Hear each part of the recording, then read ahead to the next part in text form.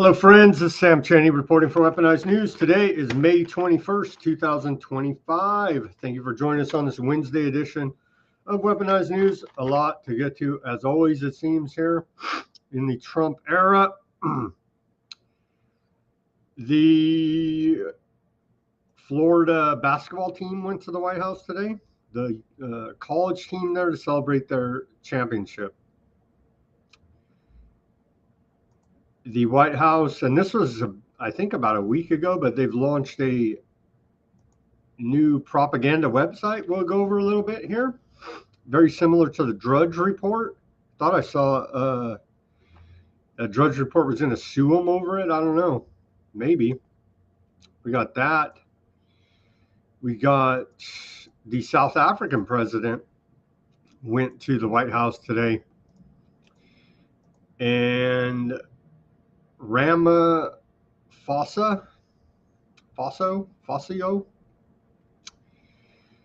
he went to the White House, and yeah, it was quite something. We got clips from that. Trump played him a video of the alleged white genocide in South Africa. We'll go over all that. How is that sorting out? We've got Obama implicated in the Diddy trial. Got a little clip of that, flashback reminder about the relationship between Barry Soetoro, Barack Hussein Obama, and old P. Diddy there, and their freak off, bizarre behaviors. They are freaks. A little bit about that. Bitcoin all-time high, hit an all-time high today. A little bit about some economics news. We got little Marco, some illegal immigration news. We've got public health news. Big Senate report came out. Failure to warn how federal health agencies downplayed the risk of myocarditis and other adverse events following the miracle. Of course, it'll be censored, railroaded, and the like. Can we even report on a Senate report on the YouTube? I don't know. We'll attempt it here. Seems legitimate to me, but you know how they are. You know how they are with their community guidelines on the YouTubes. What else do we got? Well, we got China. Turns out, don't you worry about the World Health Organization. As the United States stepped out, China's going to step in and prop them up. And so we'll go over that. China did a little interview about how they feel about the World Health Organization pandemic agreement. We will go over that for you today, as is in the headline. And of course, we have some geopolitical international news. Russia, Ukraine, what's going on there? We need peace. We need peace there. We got more Aardvark news. Turns out they're shooting at European diplomats there. And that's perfectly fine. We love it. We've got more Aardvark genocide news. And those out there in commenter land, I think this one was on Odysee. You should follow the show and watch the show before you comment, or maybe you're just a troll. I don't know, but I had a comment on Odysee. I think it was for yesterday's show, saying it's all the Aardvarks. They run everything. I was like, have you been followed? I didn't even reply. I was like, wow, really? Do you follow the show? Do you watch the show? We've been covering it every freaking day since October 7th. Like, dude. But either the trolls or numbskulls, I don't know what the issue is, but We've covered it literally every single show. So nobody could accuse me or Weaponized News of not covering the genocide extensively, sickeningly. Honestly, I'm sick of it already. The rest of the world is too. We have a world map. We have a world map here. It's not quite, well, we'll show you the map. Or turning against the aardvarks. It's just too much. It's now it's become too much. As Bibi reaffirms his commitment to not stopping, and so they're not going to stop. We've laid out the full plan, and we go day by day how they're implementing it with genocide, with ethnic cleansing, and so we'll continue to cover it. It's really quite sickening, honestly, at this point, especially the United States position on the whole thing. And we have Technocracy to wrap it up here.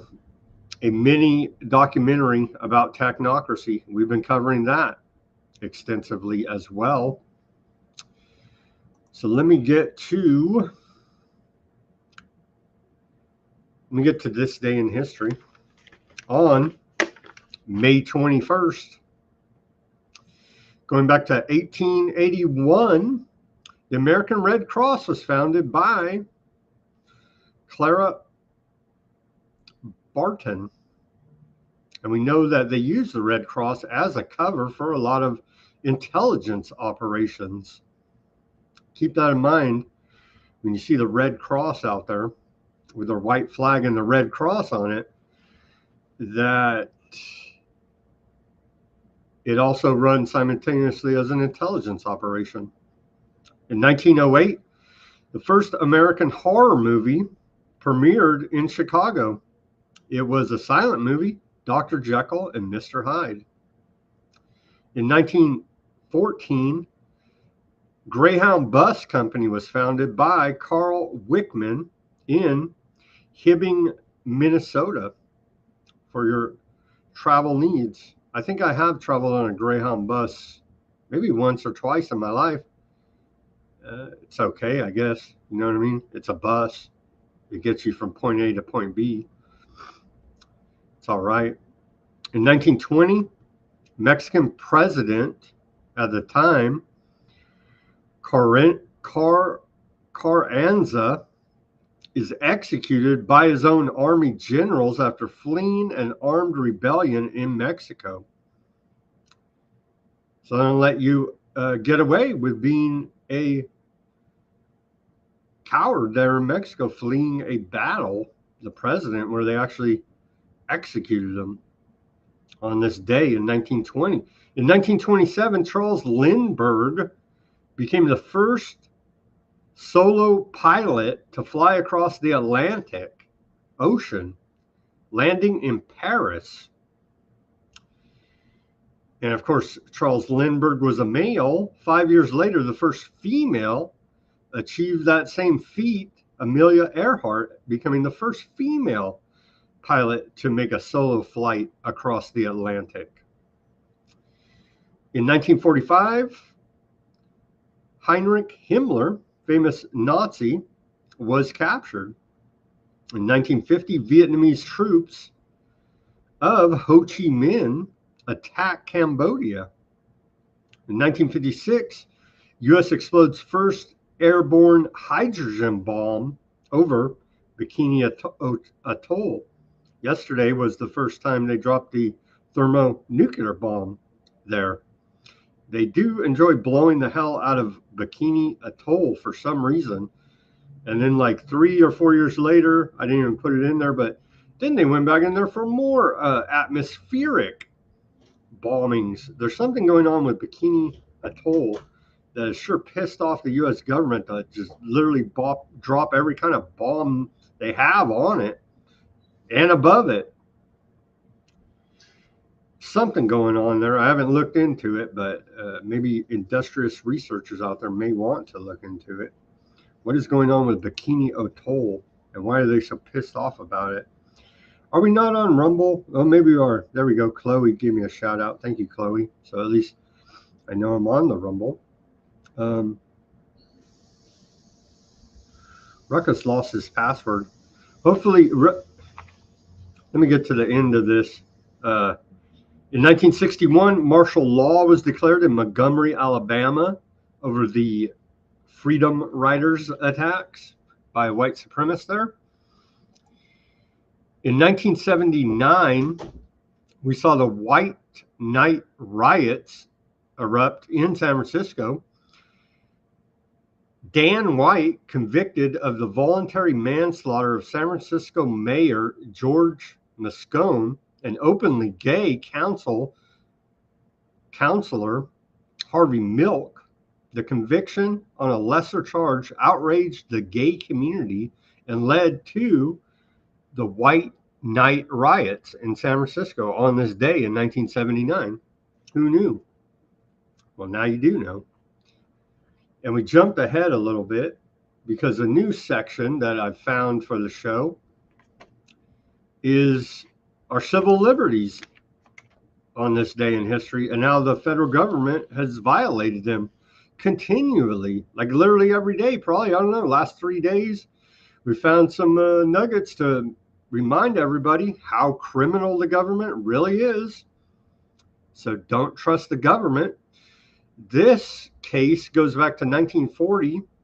FDR okays continued FBI wiretapping.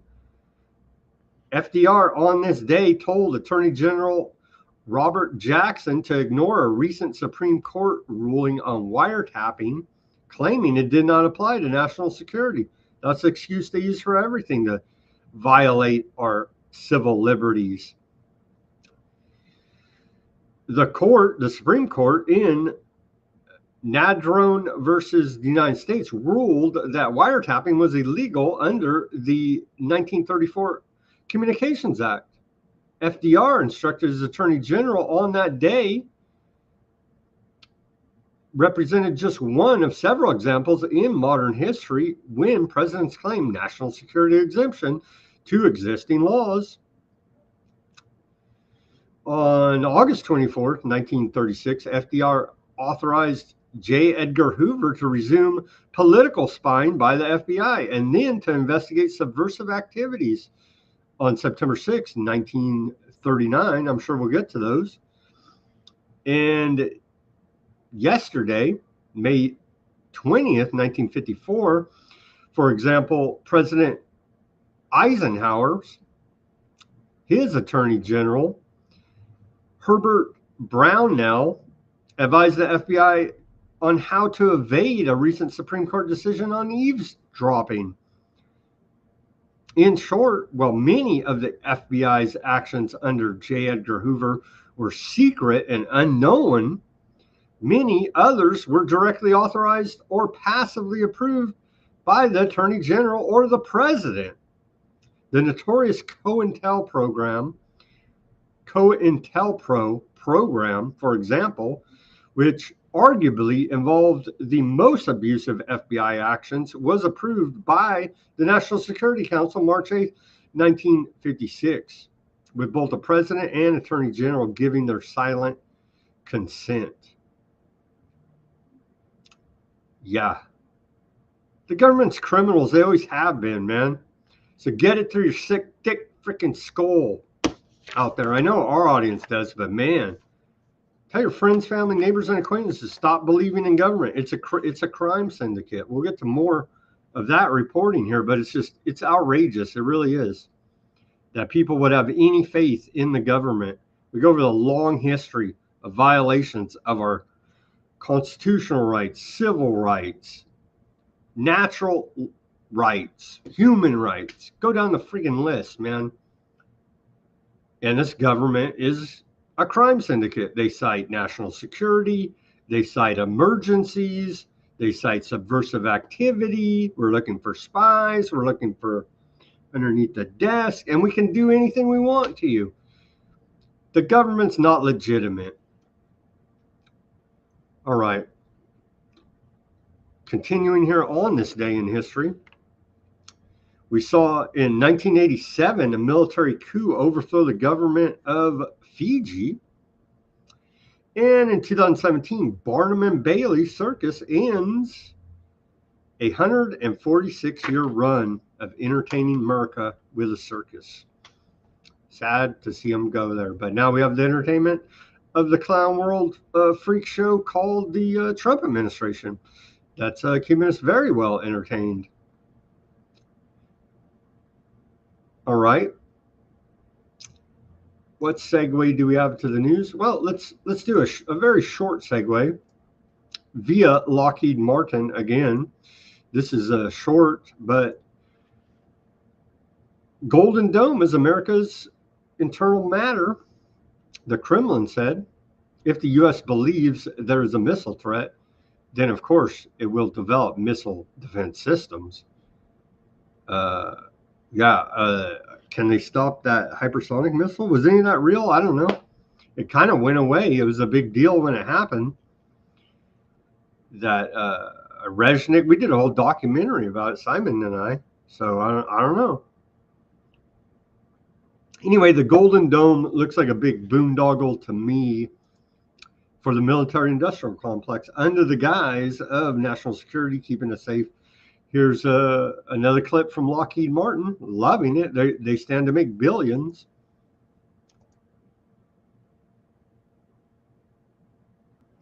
Oh, well, look at that. They intercepted it on the cartoon. Give them a couple $1 billion, right? I mean, come on, man. They made a fancy cartoon, and they saved America. All right. U.S. tests Minuteman III intercontinental ballistic missile in second launch of the year. It was unarmed. It was not nuclear armed. So that will make you feel a little bit better. It was fired from California. I think it's Vandenberg Air Force Base. Let's take a look at this clip.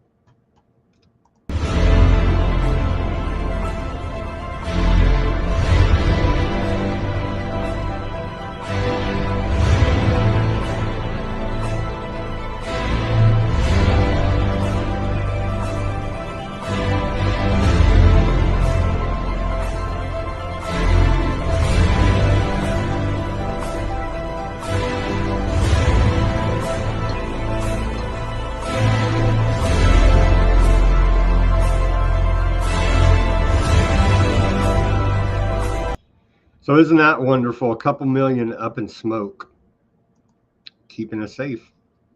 The White House propaganda site. This launched about a week ago, I want to say, maybe 2 weeks ago.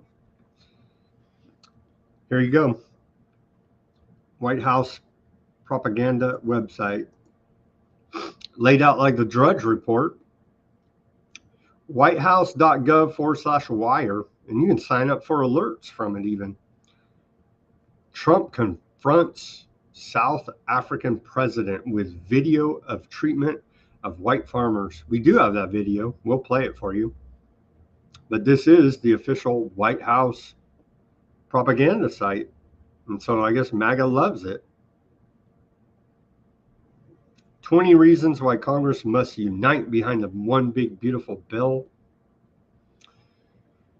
Our tax money's paying for this propaganda. MAGA loves it, I'm sure. There you go. wh.gov/wire.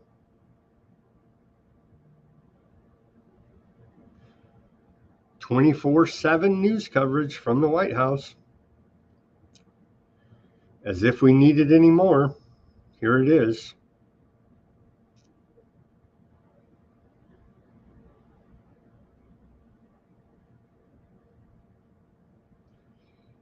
Yeah, I think I saw Drudge Report was saying they're going to sue them over this. I don't know. Maybe. It's like the same layout. The chat's going now here a little bit. Yep. Sorry, Chloe. I have not heard back from Barry. I did email him again. Haven't heard anything back. I don't know what happened to Barry. I'll email him again. I think I've emailed him 2 or 3 times.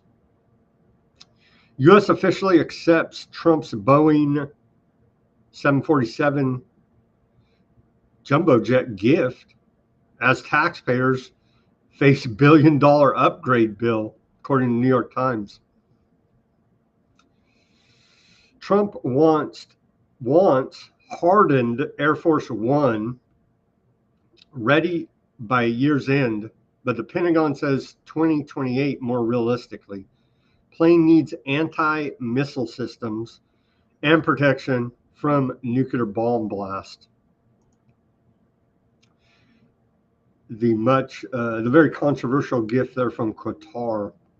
It needs to be hardened for national security purposes, of course. And we get to pay another $1 billion to upgrade that, us taxpayers here. Well, this clip is longer than I thought, so we're going to skip this one. But Tucker had this guy, CIA contractor Sean Ryan, on a show. I guess this guy's a big show.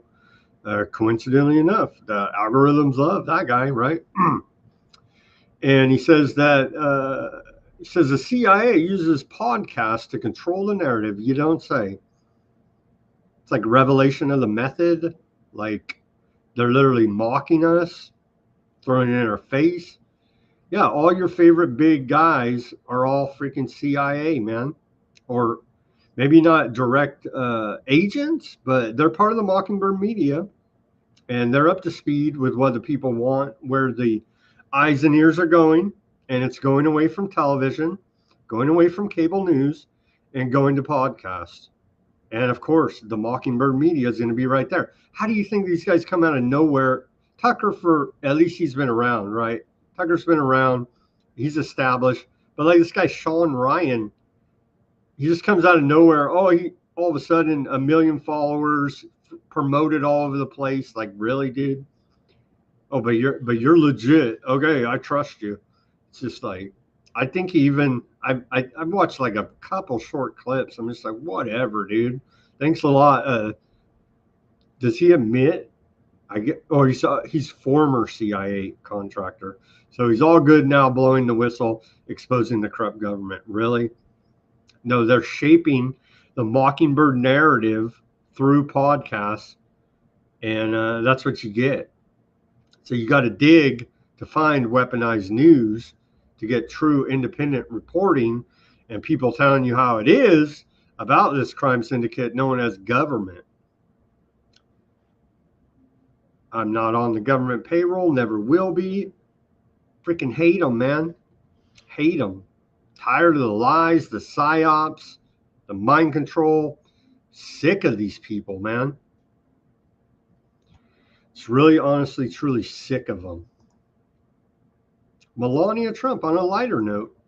Melania Trump welcomed children to the White House with a patriotic arts and crafts fair.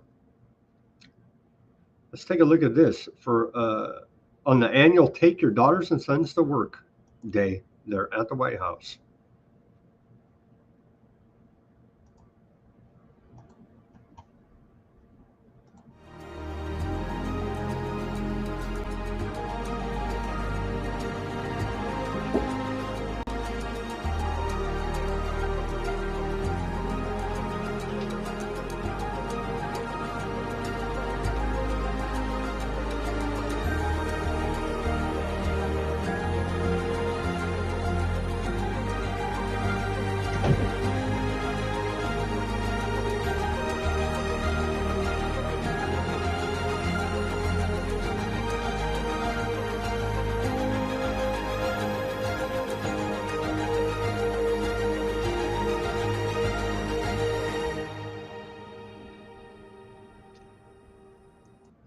Isn't that lovely? They are putting out a lot better propaganda than the Biden administration. I'll give Trump that. The Trump administration is a lot higher production value propaganda than Biden administration. Here is University of Florida men's basketball team. Showed up over there at the White House today. They gave Trump a 47 jersey. Let's see, do we have that? Yeah. Well, we'll play the clip. It's short. Mr. President, thank you so much. And to show a token of our appreciation, we have an autographed team basketball and a Donald Trump jersey with number 47 on it. All right. To honor your 47th term as President of the United States of America.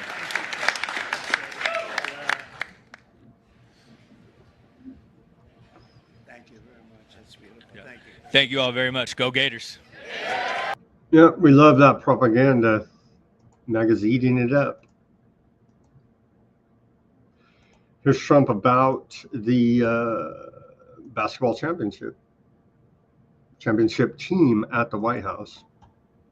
Today we're delighted to welcome the 2025 NCAA basketball champions, the University of Florida Gators. Congratulations.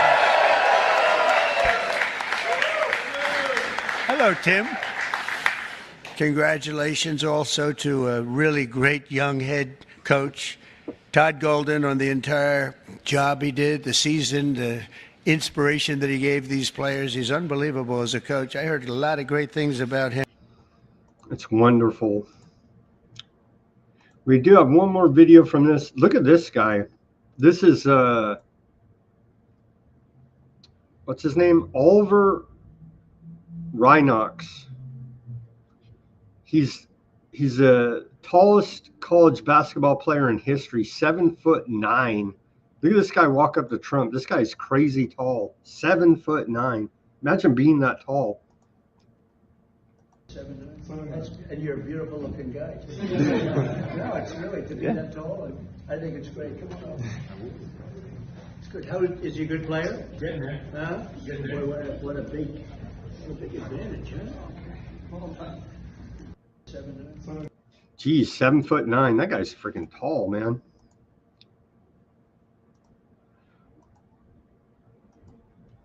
Okay, on to see if you guys can spot. Is this a Masonic handshake where they show up here? The South African president, and they always show the handshake, the initial greeting at the front door there. Let's see if we can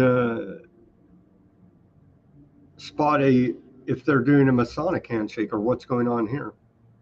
Nice to see you. Nice to see you, President Trump. Thank you so much. Face more bars. Thank you very much for having my delegation. Great to be, yes. Right here.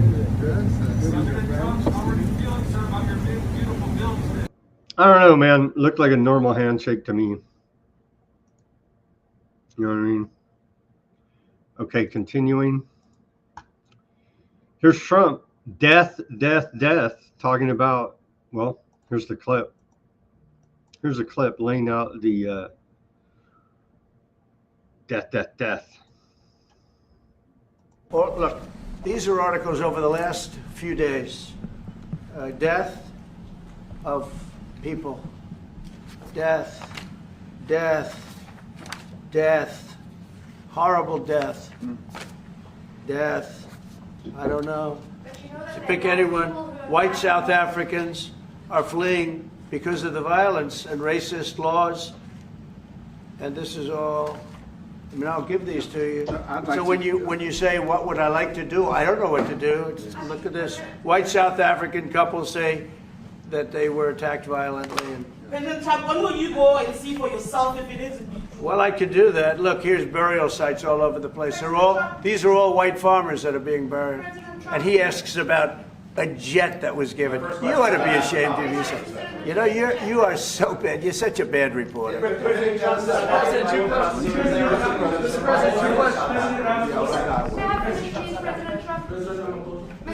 This is one after another. This family was wiped out. I'm just looking.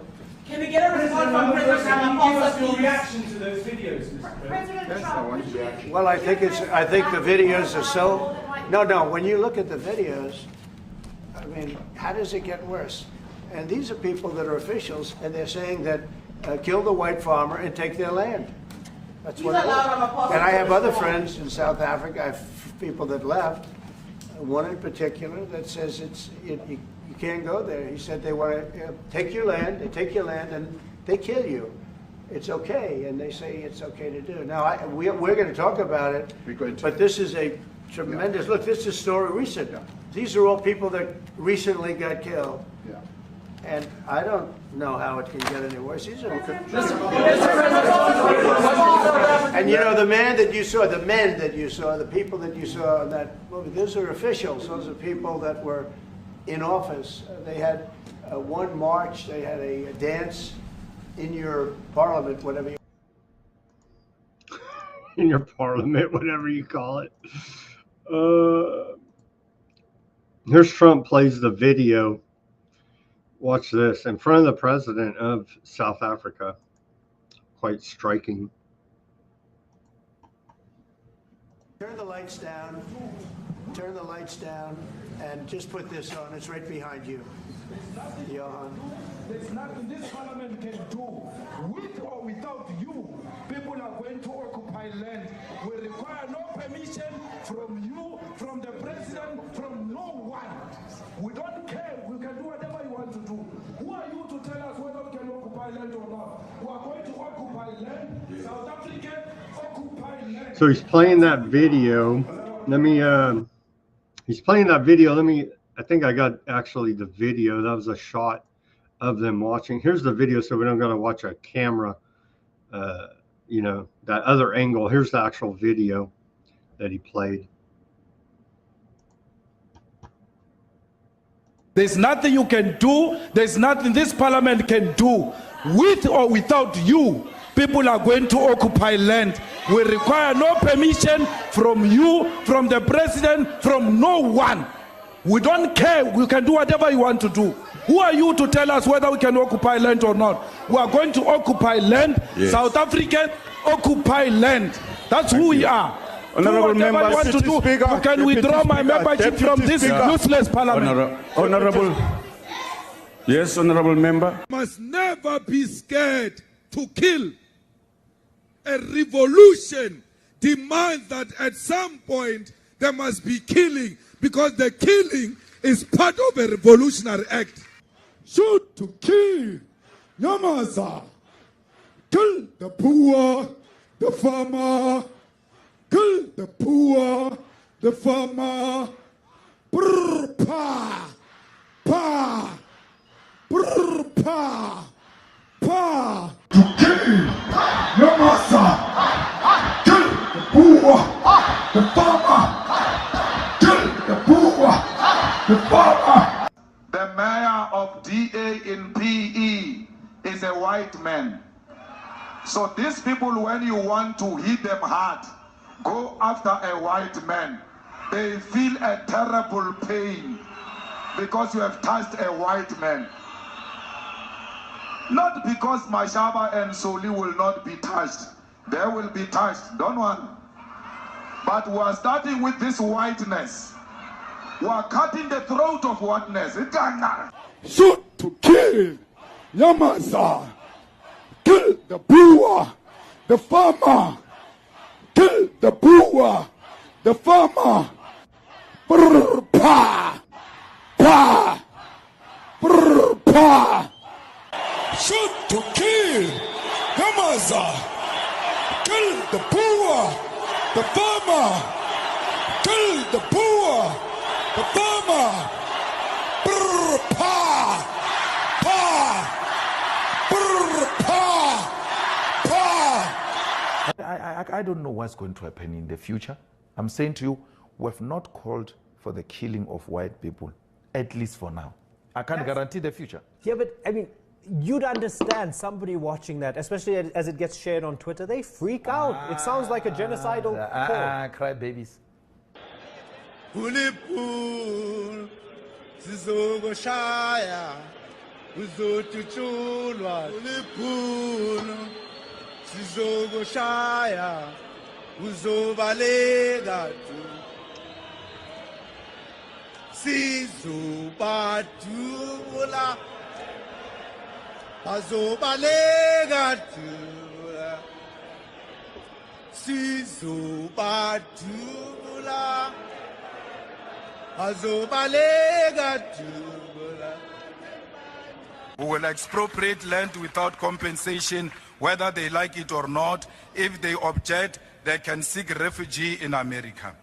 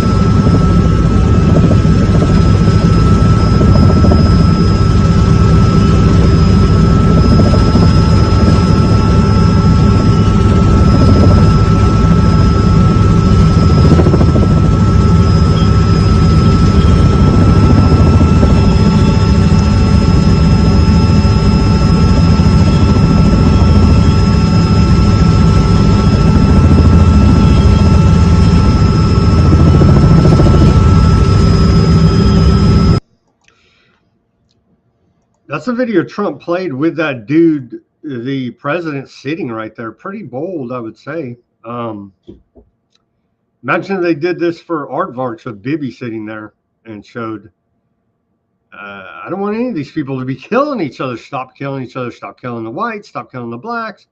Stop killing the Aardvarks. Stop killing the Arabs, the Muslims. You know what I mean? But just imagine if you had Bibi sitting there and he was showing the genocide going on in Aardvark land. That would be something to see. Okay, this propaganda woman now, Tammy Bruce, spokeswoman for the State Department, former Fox News, like so many are in the Trump administration, says under, and this is like they're getting rid of the competition here, under the Transnational Organized Crime Rewards Program, we are offering an up to $2 million reward for information leading to the arrest and or conviction of Sebastian Martset, a Uruguayan narcotics trafficker and money launderer, i.e. competition for the CIA. The United States remains committed to partnering with nations to dismantle transnational organized crime in South America and beyond. Well, they should all resign today because they're the heads of the transnational organized crime is your U.S. federal government, you see, and they go after any competition under the guise that they're legitimate. You see the conundrum that we find ourselves in here because so many Americans still believe in government. It's so painful. There you go. But what about you? Look in the mirror there, Tammy Bruce at the State Department. Protecting Americans and our financial system from drug cartels. The U.S. federal government's the biggest drug cartel in the entire world. Okay, what happened? A quick fall from grace for old Kash Patel and Dan Bongino, bosses at the FBI. Now they say Epstein killed himself. Let's watch this clip, a flashback of Mr. Fed, and it has some MAGA shills and apologists on the X and the interwebs. It has them dumbfounded and confused. And it's like, look, he's a Fed. He always has been a Fed. You guys are really, you can't be this dense. Here's a clip from Bongino. from 2023 when he was feeding you the red meat rhetoric like you like, and then when he's actually in office as a Fed. Hey, he's been a Fed the entire friggin' time. This is part of the intelligence agencies on podcast directing the public narrative. We're connecting the dots here at Weaponized News. I know that MAGA's dense, but maybe they can start to get a clue about what's going on. He's always been a Fed. He's never been your friend.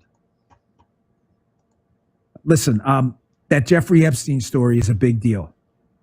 Please do not let that story go. Keep your eye on this. Catherine Rumler, we need to keep the heat on this case, folks. There are a lot of people who are knee deep in the Washington swamp who are not telling you the truth about serious allegations out there that Epstein may have had video and audio of people out there doing things they shouldn't have been doing. And you should be asking yourself the question, how is it that all these people, the CIA director, the Obama fixer, Bill Clinton, all intersected paths with Jeffrey Epstein? Jeffrey Epstein isn't with us anymore, and nobody seems to want to talk about it. Outside of a few entrepreneurial media outlets saying, hey, this is a big deal. He killed himself. You want me to I've seen the whole file. He killed himself.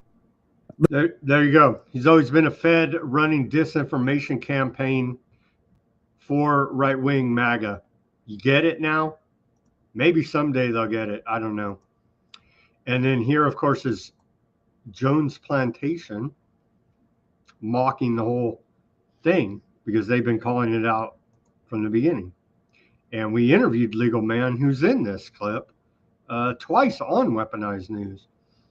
And so everybody should go watch Jones Plantation. But let's watch this short clip showing you how it really is. Maybe someday, some way. I've created something called Jones Plantation Credits. Think of these JPCs as money. You will now be getting paid in these and can use them to buy all the things that you need.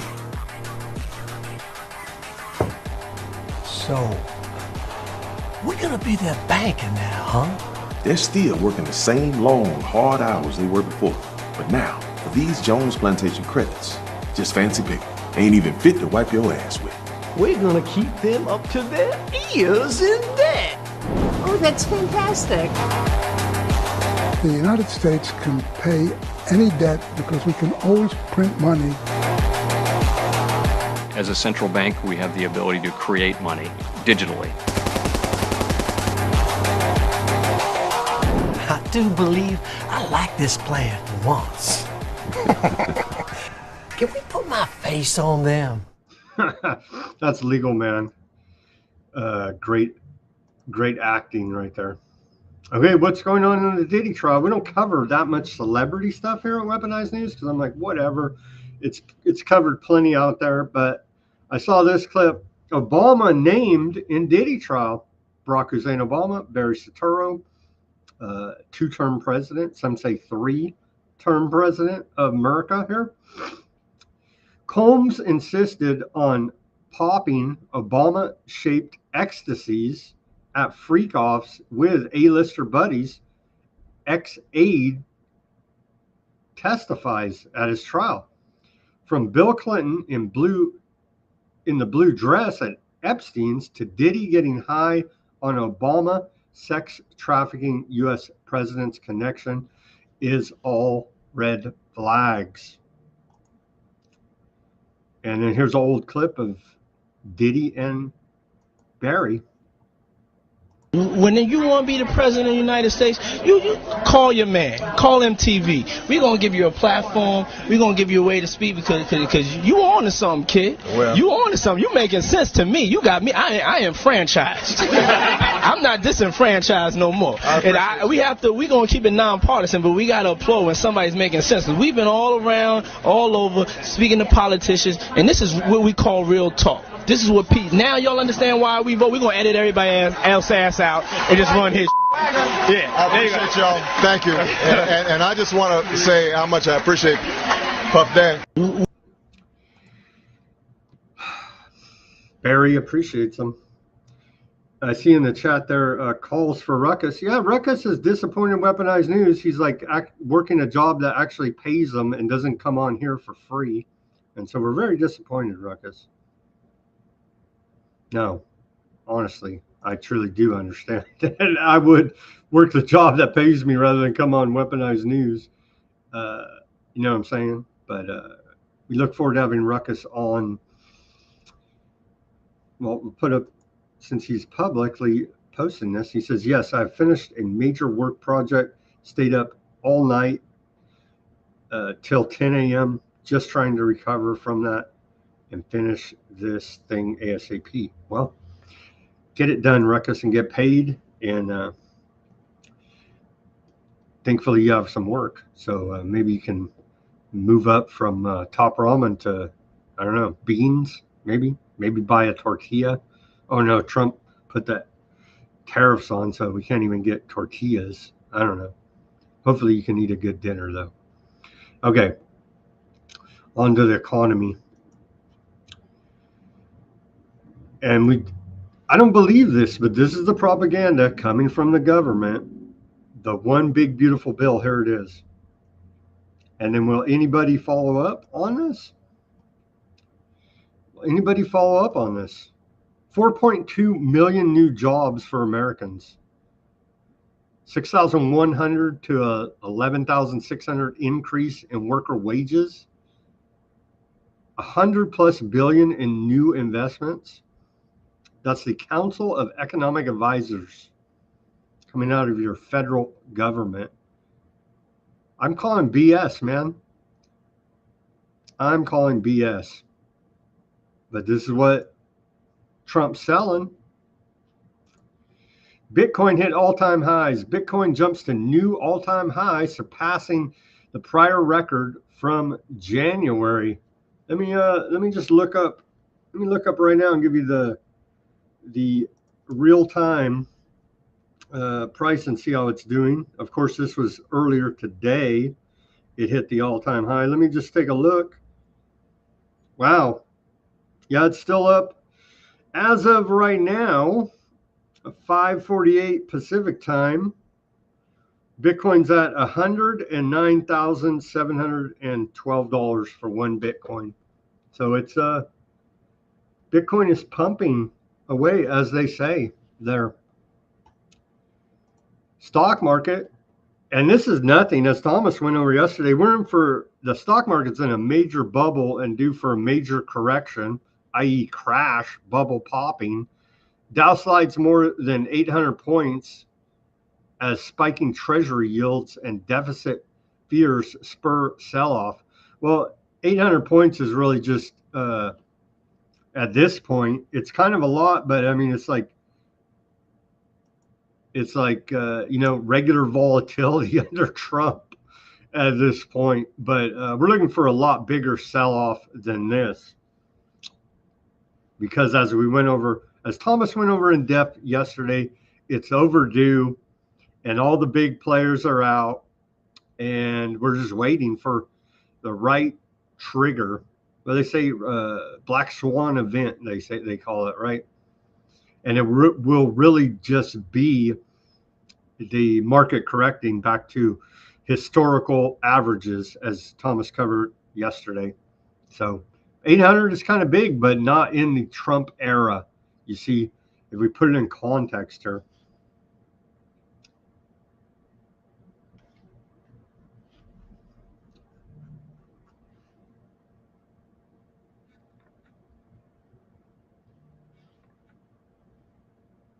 Thomas sent me an audio talk of his to me on X today. Well, that's good that he's reaching out to Weaponized News listeners, as he's a regular contributor here. Okay, worse than Greece, the Telegraph, and I don't really trust them, but UK Telegraph says the debt crisis threatening to blow up the global economy. Tremors in Japan's bond market may be a forewarning for budget-busting financial crunch. And we see here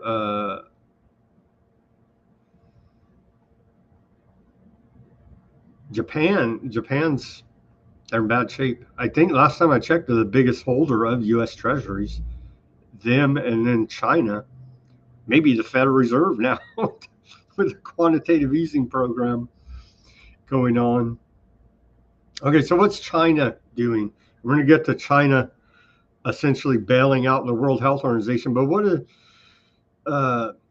China says at the WTO's 2025 General Council meeting, that's the World Trade Organization, China voiced concern over the United States' reciprocal tariffs and called for global cooperation. China wants to be the head of the one world government here now as we continue to report, as we move away from U.S. hegemony and into a multipolar world, as we painstakingly documented over the last year and a half here. But China goes on to say, in a proposal, China outlined 3 key World Trade Organization priorities. 1, stability, strengthen trade transparency and monitoring. 2, develop, boost market access for poorer nations and support developing economies. And number 3, reform, address climate change, supply chains, and integrate new trade agreements. And so, of course, they are paying lip service to caring about the environment, climate change, canard, and the like, because they're right on board there with the United Nations, and they're angling to be the head of the one world government at some point in the future, is what they're trying to do here now. So that's the highlights from China on the economy and the World Trade Organization. Okay, now on to, we got a little bit here from, a little bit about immigration. Still waiting, Trump. Watching the clock, waiting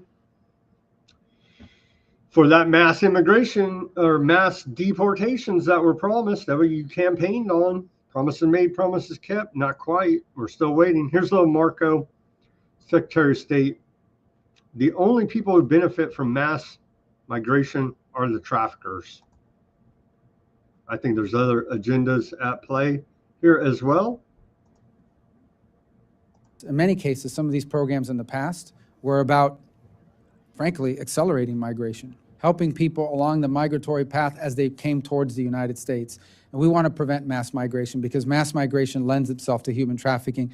I would argue in many cases, mass migration, frankly, is human trafficking because you are getting people, you are charging them money, promising to bring them to the border of the United States, and then committing horrifying atrocities along the way, including in many cases, handing those people over at the border to traffickers inside our own country who then tell them they have to pay off their debt by working for them. And this was happening, and it was happening on a consistent and horrifying basis. There's nothing humanitarian, there's nothing compassionate about mass migration. The only people who benefit from mass migration are the traffickers. And so that is one of the things that we want to be able to prevent. In many cases, some... Oh, the U.S. government? U.S. government benefit because now the last administration left the border open. 20 million. We don't even know the number. It's always lowballed by them. And now they have the excuse to crack down on our civil liberties in the name of deporting the illegals. But yet no one in the government gets in trouble for allowing it to happen. We demonize the illegal aliens when the real villains are your U.S. federal government.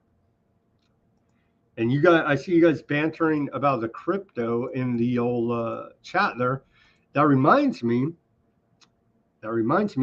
we skipped ahead. I wanted to go over this Coinbase warning to stay safe from scammers.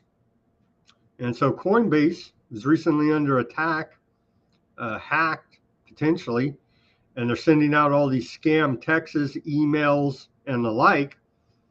Coinbase says, scams are surging across every corner of the internet. True, very true. Be careful. Imposters target users of banks, brokerage apps, social networks, any service that stores personal data or money. Social engineering attacks, where fraudsters masquerade as legitimate support staff and pressure victims to hand over credentials or move funds, account for the majority of customer losses industry-wide. How social engineering scams unfold. Fraudsters often pose as customer support staff, sometimes from Coinbase, sometimes from other well-known companies that might hold your data. Their playbook is predictable. First, unsolicited text, email, or call arrives claiming your account is in danger. Second, urgent warning follows. Act now or lose your funds. Third, pressure to comply. They ask for your password, two-factor authentication code, seed phrase, or tell you to move assets to a safe wallet they control.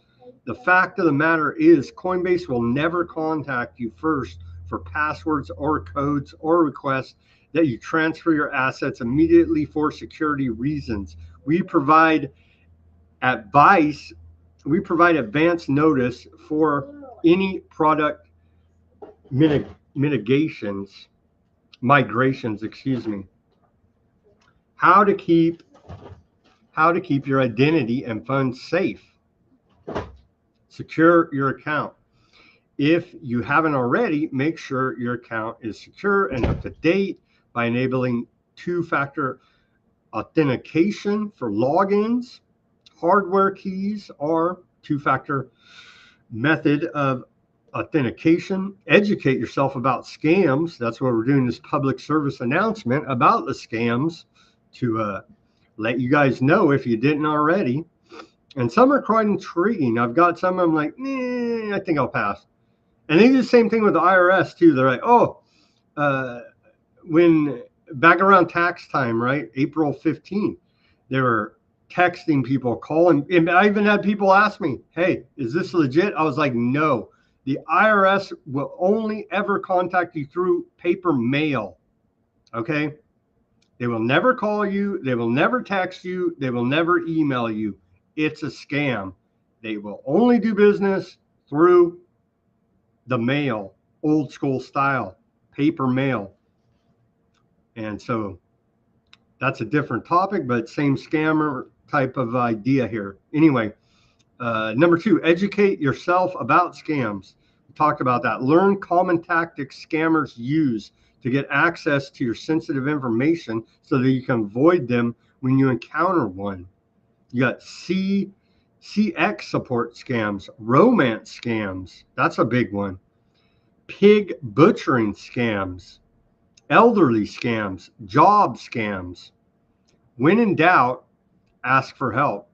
You can always contact the Coinbase support team.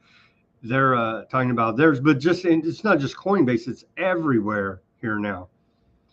How Coinbase keeps your identity and funds safe. We don't even need to go over that. But anyway, public service announcement about the massive scams going on out there on the interwebs.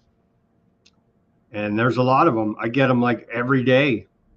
And it's ridiculously stupid once you're hip to it. But just know none of these institutions are going to contact you.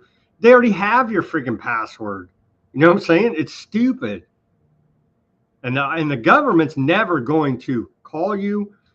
They're never going to text you. They're never going to email you. The only way the government does business is through old school snail mail. And so know it, remember it, and don't fall for these scams, please. There's a public service announcement by Weaponized News for all the scams going on out there. Be aware and don't be scammed, please. Okay, we're at the hour. We're going to take our live commercial break here. Everybody go to weaponizednews.com. Get yourself some stickers out there. And I missed the order. So if I miss your order, email me directly. And so shout out to Sandwich Time. He ordered like almost a month ago, and I apologize for that lagging. I didn't even see the order, but I made right by them and mailed them stickers today. So shout out to Sandwich Time and thank you for your support out there. But we have the holograph sticker, the white background sticker, and then of course the clear background sticker right here. You can see it's clear. This one's old and kind of tore up. I'll give you a brand new one, not tore up at all. Go to weaponizednews.com and put it on your laptop, your guitar, your bumper. I think Sandwich Time said he was going to put it on his work locker. Much appreciated. And tell all your friends at work about Weaponized News. Thank you very much, Sandwich Time. And again, apologies for the delay in the shipping, but it's in the mail, as they say, today. So everybody go to weaponizednews.com, give us a donation, buy some stickers, and help support the cause of independent reporting, analysis, and journalism that we do here at Weaponized News, and calling out the crime syndicate known as the federal government every single day until they drone us, I guess.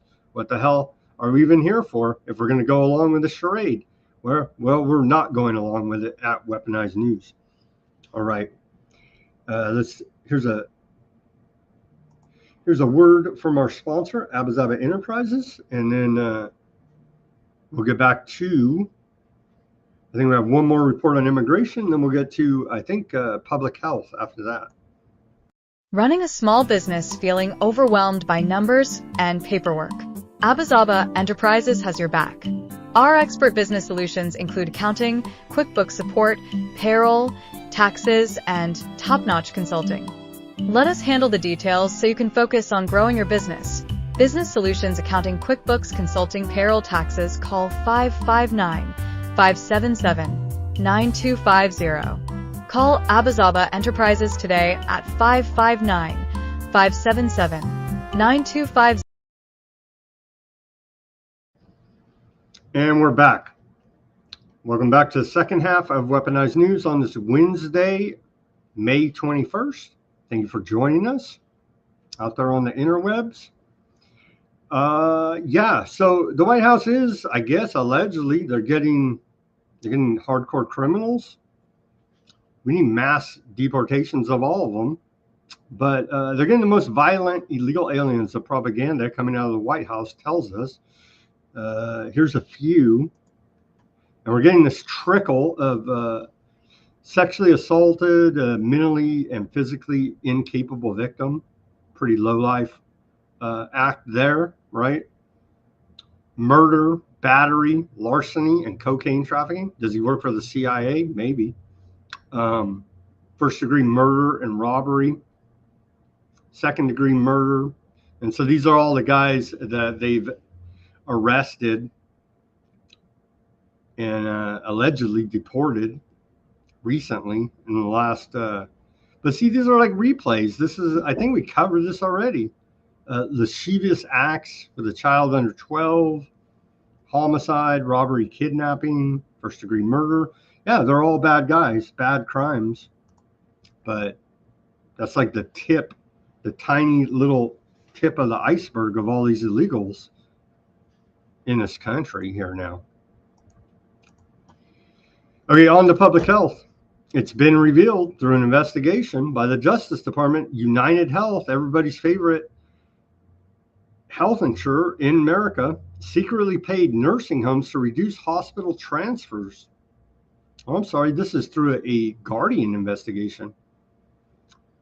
The London Guardian, a Guardian investigation finds insurer quietly paid facilities that helped it gain Medicare enrollees and reduce hospitalizations. Whistleblowers allege harm to residents. Well, and they're like, why? How dare, Luigi allegedly take out vigilante justice upon their CEO? Well, it's turning out that they're a real fit operation there that cares about everybody's health, right? Right. The nation's largest healthcare conglomerate has secretly paid nursing homes thousands in bonuses to help slash hospital transfers for ailing residents. part of a series of cost-cutting tactics that has saved the company millions. Well, anything for profitability here now in healthcare, of course. They get the secret bonuses have been paid out as part of United Health program that stations the company's own medical teams in nursing homes and pushes them to cut care expenses for residents covered by the insurance giant. I don't know why anybody would hold a grudge against them or hold ill will against United Health. It's dumbfounding, right? It's baffling to the experts, as they say. In several cases identified by The Guardian, nursing home residents who needed immediate hospital care under the program failed to receive it after interventions from United Health staff. So they're the good people, don't you know? They care about your health. At least one lived with permanent brain damage following his delayed transfer, according to a confidential nursing home incident log, recordings and photo evidence. No one is truly investigating when a patient suffers harm. Absolutely no one. And it goes on. And so, but they're the good guys. And, Luigi's bad, and pay your health insurance. Pay your health insurance.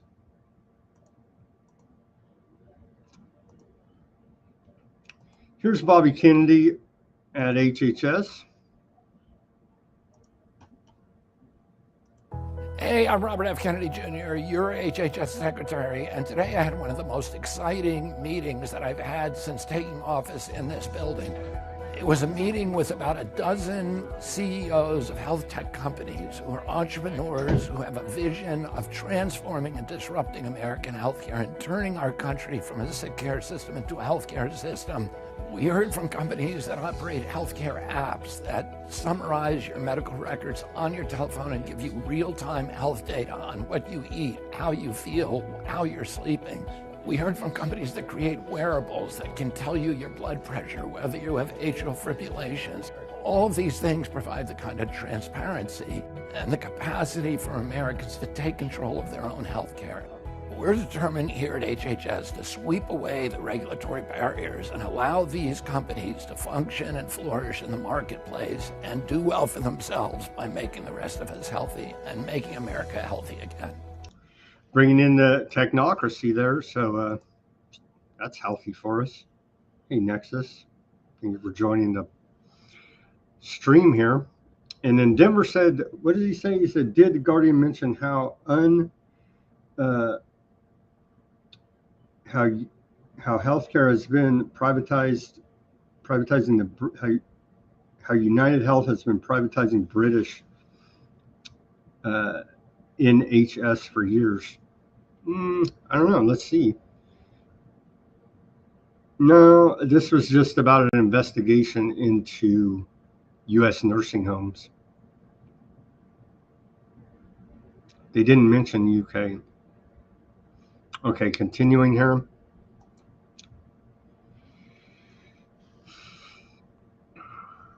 Are we allowed to report this? I don't know. Bobby Kennedy Jr. says, under the leadership of FDA Commissioner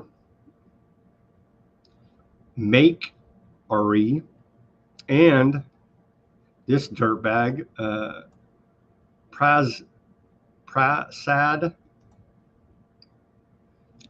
the FDA is finally breaking away from the one-size-fits-all miracle policy that authorized the bat miracles for every American over 6 months old. The era of rubber stamping bat boosters is over. Miracles will now focus on high-risk groups, and low-risk individuals won't face new authorizations without gold standard clinical data. This shift marks a long overdue return to scientific integrity and medical freedom. The FDA recap, FDA announced an important move yesterday towards a miracle booster program that embraces both gold standard science and common sense. Really? Really? Here is, and I should have had this ready. Excuse me while I pull it up for a second. Yeah, they just put new window dressing on the same routine. I guess it's good. I saw some people saying, well, maybe this is an inside workaround to take it off the childhood schedule, and then that will remove liability protection. Why all the games? We're tired of the freaking games, man. Sick and tired of all the games. Here is the official numbers. It's way worse than this, but you can see right here, these are the official numbers. Total deaths from miracles, 38,607.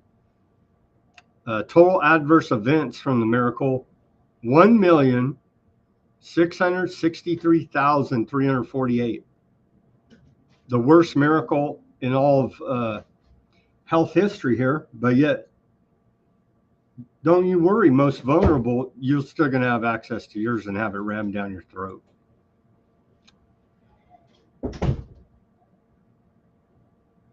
Gold standard, like the Golden Dome. They'll be shooting syringes over the top of America, keeping us safe.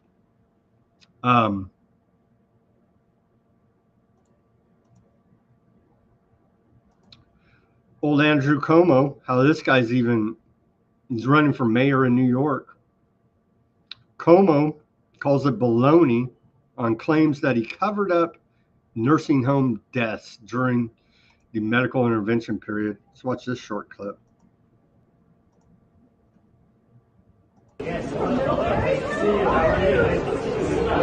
Governor Cuomo, what do you make of the accusation that the committee is making that you withheld some records during the course of their investigation? It's all baloney, as we would say in New York. Do you expect any difference from the transcribed interview earlier in June today? Thank you for signing my bill, Mr. Cuomo. Marcella. Nice to see you. Nice to see you too. Sir, are we going to drop the immunity? So, of course, Cuomo, complete and utter scumbag, criminal.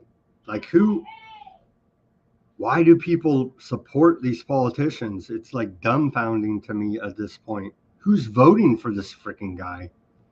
After they let him slide out the back door with the sex scandal, the real scandal was what he did during the medical intervention period. They let him slide on that. That's the trend here. Like, we'll distract him with a sex scandal, right? And they did. And he resigned. No harm, no foul. Now he's running for mayor of New York City. It's truly unbelievable. New York Times, nervous. Corporate sponsors retreat from New York Pride. About 25% of corporate donors to New York Pride have canceled or scaled back their support, citing economic uncertainty and fear of retribution from the Trump administration. Bunch of damn bigots.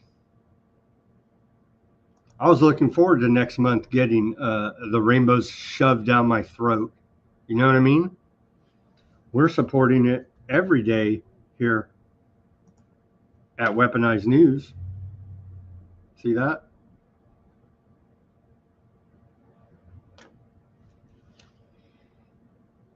They go on to say, and it's just also fake and contrived. If I was part of the LGBTQ gay community, whatever they're calling themselves today, I would be offended by the pandering of corporate America to the Pride events. It's clown world-ish. It's ridiculous.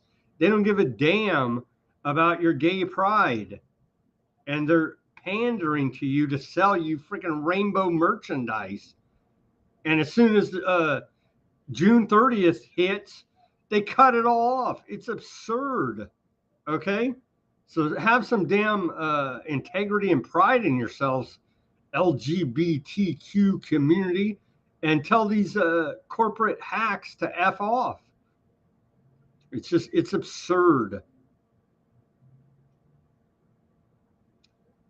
And you're not fighting the system if even now still 75% of corporate America is supporting your cause. You're not counterculture. You are the establishment. The retreat of corporate sponsors includes MasterCard, Nissan,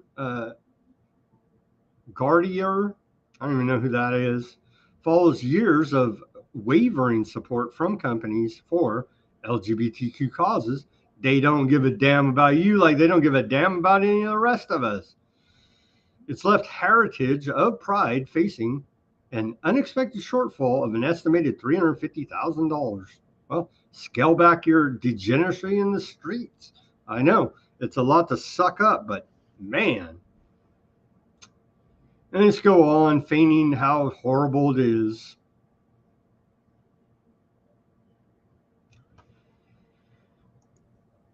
Ridiculousness. Here's a big report. I don't know if we can even, we'll talk around it, right, as we do. But the Senate put out, U.S. Senate Permanent Committee on Investigations, Majority Staff Interim Report, failure to warn how federal health agencies downplayed the risk of myocarditis and other adverse events following the miracles. We should be able to report on it. Probably can't. There you go. The Senate report, 55 pages. I'll post the link on Weaponized News Substack if you guys feel interested in reading it, or go to Ron Johnson's X account. He posted the link there. Here's the report. So our own government's calling it out. It's still probably censored to even talk about. But I did do a mashup here, and shout out to Simon. He sent me the link to be aware of this report. And so thank you, Simon, for helping out on the side on the back end of Weaponized News with the research. So I ran it on the AI. I know Sarah Connor and John Connor are not happy with me, but I'm going to use the tools available to me to try to bring you the best information I can in the time I have allotted to me here.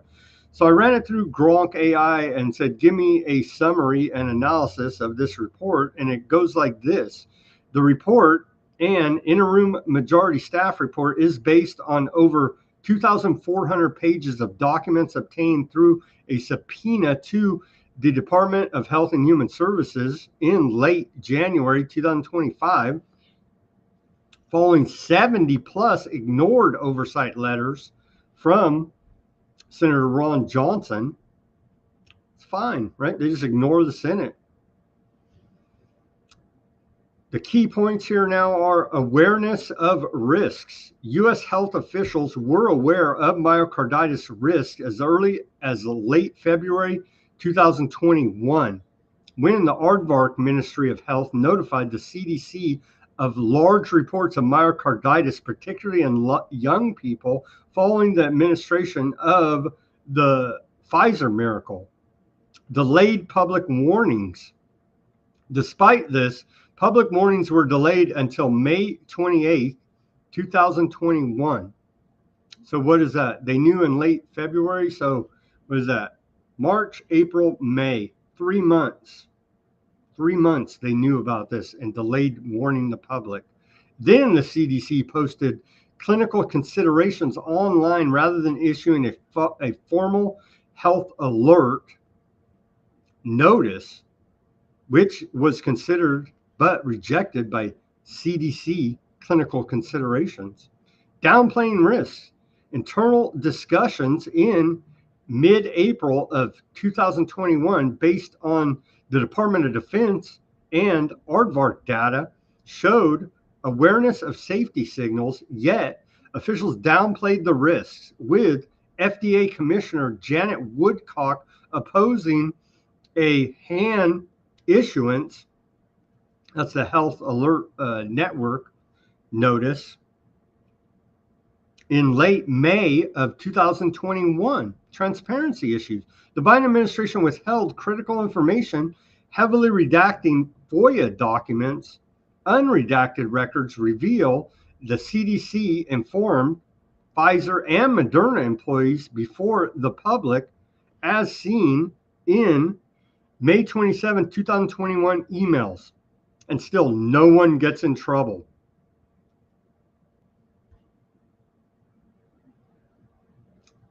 I showed you the chart of the VAERS data as of today.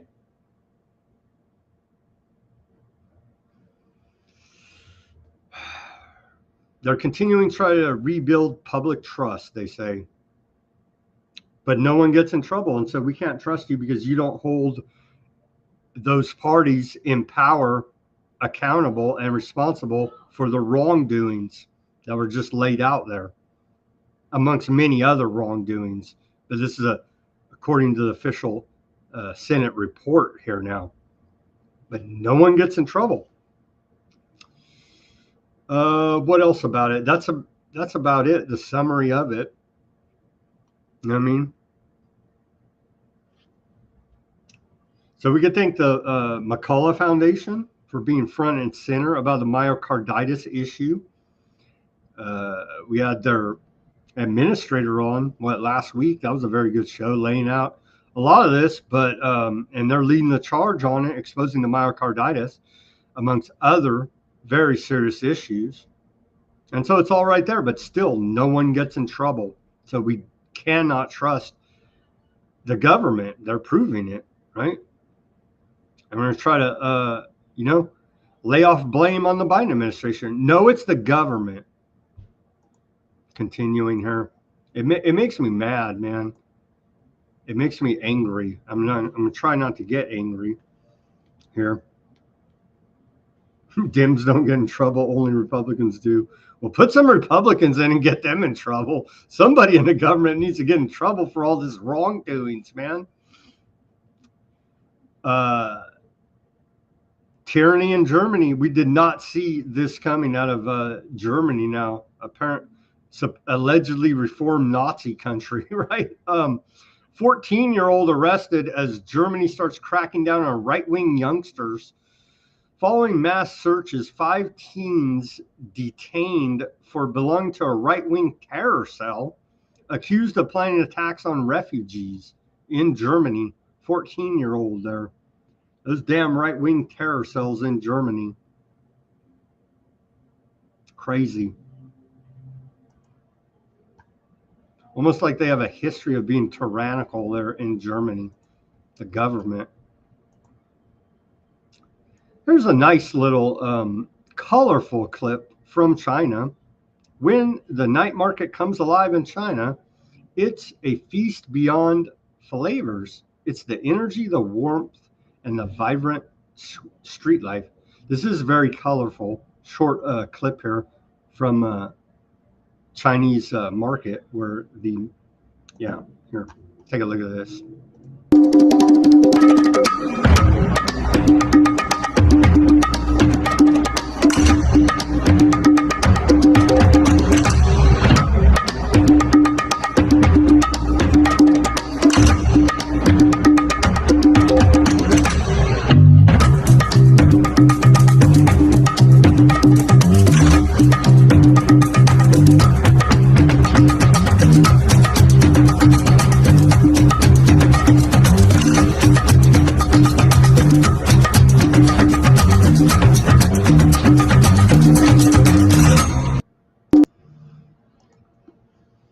All right, Gunther, see you later. Yeah, free Barry. Hashtag free Barry.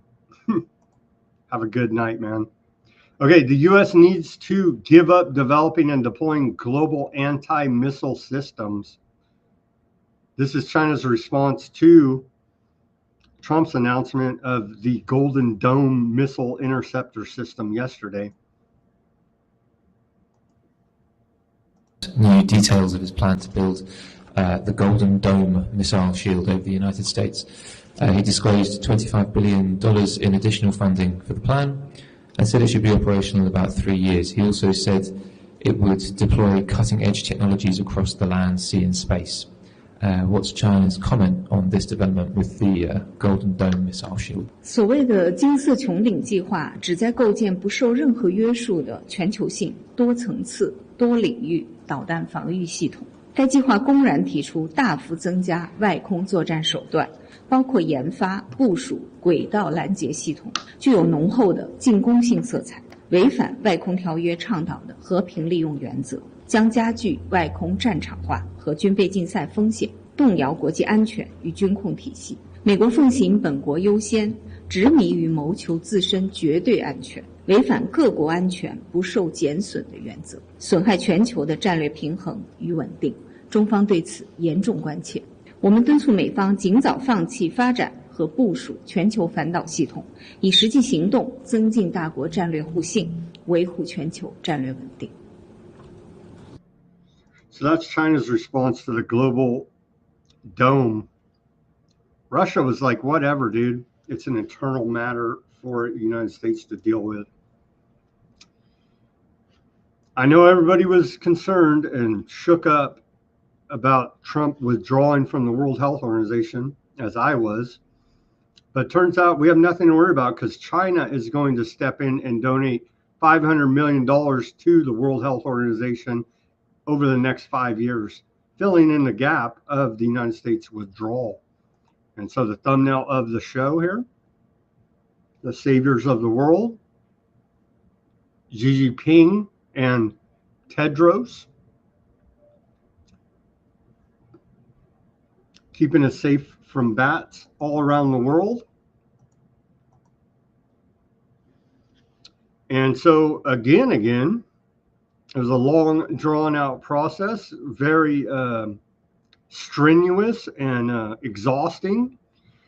But the World Health Organization pandemic agreement has been reached, and China's at the head of it. Officials from China's National Disease Control and Prevention Administration respond to media's questions on the WHO pandemic agreement. And here's the bullet points, and then we'll get to more detail. Solemn commitment to safeguarding health of all humanity, improving global health governance. See, global health governance. Demonstrating China as a responsible major country, addressing equity issues and carrying out subsequent annex negotiations. And then we get to interview official from China's National Disease Control and Prevention Administration responds to media questions on WHO pandemic agreement. And you can see that there. I'm not going to read through the whole thing, but I did use my trusty AI with Sarah Connor looking not so happy at me to give us some key points here to get through it a little bit quicker than actually reading out the full transcript. So quickly, the key points. The World Health Organization pandemic agreement adopted yesterday seems likely to improve global health governance by addressing past pandemic response issues. China appears to have played a significant role in negotiations, advocating for equity and supporting developing countries. The agreement likely includes measures to enhance global coordination. Isn't that wonderful? Such as R&D support and equitable product access, though implementation details are still being finalized. It seems that the agreement will enter into force by approval after approval by 60 nations, with ongoing negotiations for specific annexes. Continuing here, China's actively participating in negotiations guided by Xi Jinping's vision of a global health community. It supports the WHO's central role, proposed amendments, and helped draft the agreement, focusing on monitoring infectious diseases and reducing implementation burdens. China also worked within the Friends of Fairness framework to address equity for developing countries, emphasizing fair access to healthcare products. Measures for global coordination and equity. The agreement proposes measures like collaborative R&D to support developing countries, technology transfer for sustainable production, and a WHO-managed pathogen access system. It also includes a global supply chain network and financing mechanism to ensure equitable access and sustainable funding. Implementation timeline. After adoption, the Intergovernmental Working Group will negotiate the Annex on Pathogen Access with outcomes reviewed at the 79th World Health Assembly. The agreement will enter into focus once approved by 60 nations, with China committed to ensure scientific rigor and equity in future negotiations. So thankfully, China helped write the World Health Organization pandemic agreement. So isn't this wonderful? And when the next Democrat gets in and the United States jumps right back into the WHO, we're going to be under China's global health policy. Wonderful, isn't it?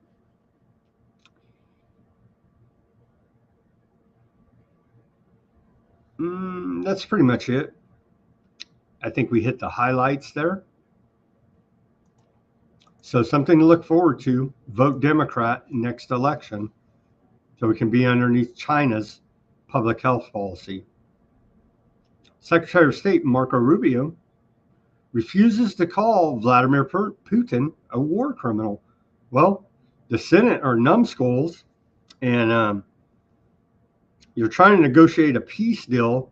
You don't go around calling one of the parties, i.e. Russia, Putin, a war criminal. That would hurt diplomacy. Even a numbskull moron knows that, but apparently the U.S. Senate doesn't. I don't know who this clown is, but glad that he's in the Senate. You know what I mean? Vladimir Putin, is he a war criminal?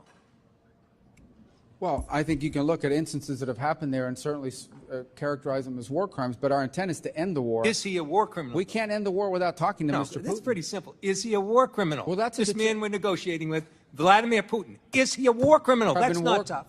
What? I'm trying to answer your question by telling you that we're trying to end the war here. Go ahead. No, it's not a simple answer. You are equivocating, sir. Just answer the question. I'm answering your question, and the answer is that war crimes have been committed, no doubt. And who's responsible for that? There will be time and place for that accountability. But right now, the job is to end the war. So you won't answer the question. If we don't end the war, people are going to get reclaiming killed. my time, sir. Let me go on. So stupid. I don't even know who that senator is, but they're making little Marco look good.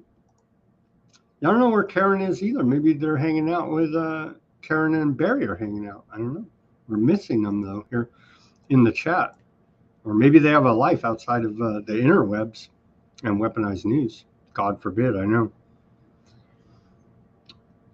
Here's little Marco talking about USAID, as has been fully exposed as a CIA front for staging coups all around the world under the guise of philanthropist foreign aid.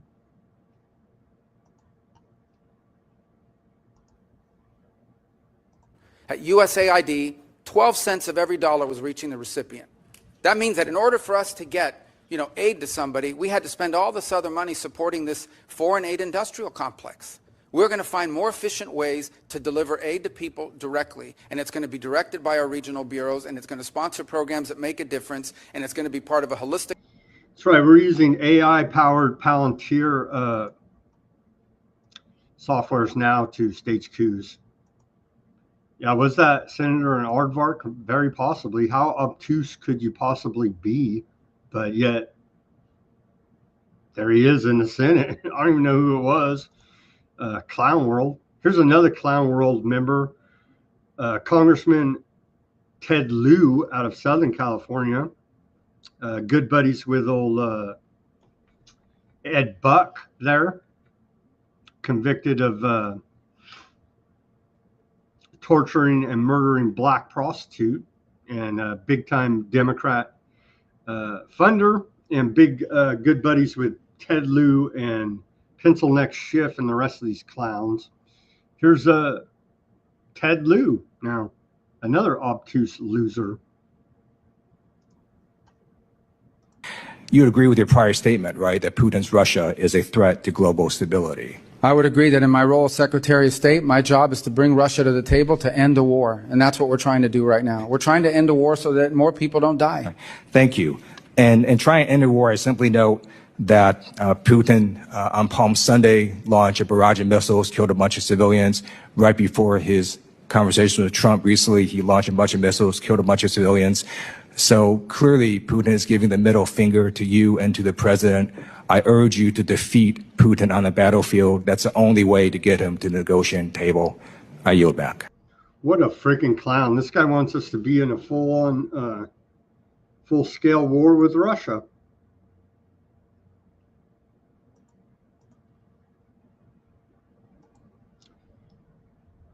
More little Marco.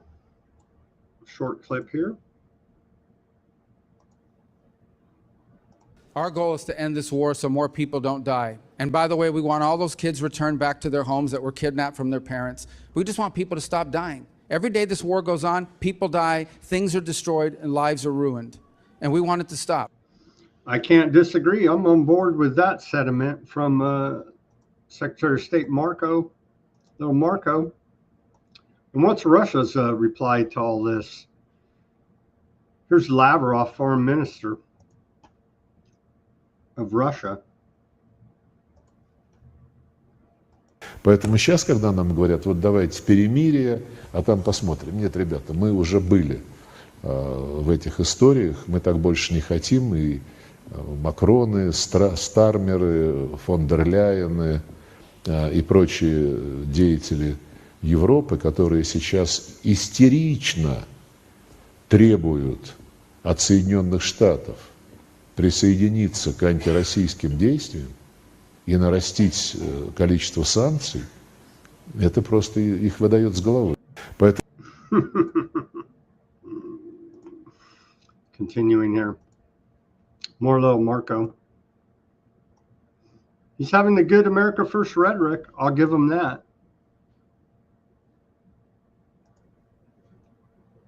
Famous neocon. Remember he was on the stupid, what was it, Committee of 8 or whatever? Pumping war. But it seems like little Marco's been reformed, or at least his rhetoric has been reformed.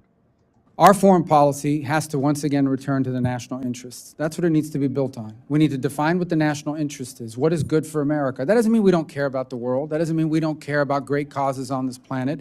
But it means that when it comes to the conduct of foreign policy, whether it's the policies we stake out or the dollars we're spending, it has to be aligned to a defined national interest. What is in it for America? Now, you could argue that alliances are in it for America. You can argue, and we can, that in some cases humanitarian assistance or development assistance and all these sorts of things are in our national interest. And we're going to continue to make that argument. We are going to continue to be the world's most generous provider of humanitarian assistance, of food assistance, of development assistance, way more than any other country. We already are, and we're going to continue to be. But we're going to do it differently. We're going to do it differently, and we have to do it differently because we are engaged in a very different world than the one that existed 30 years ago or 40 years ago or in some places 50 years ago when some of these programs were. Little Marco with the America First rhetoric. Okay. U.S. regime change specialist Robert Ford boasting about how a British NGO paid for him to bring al-Sara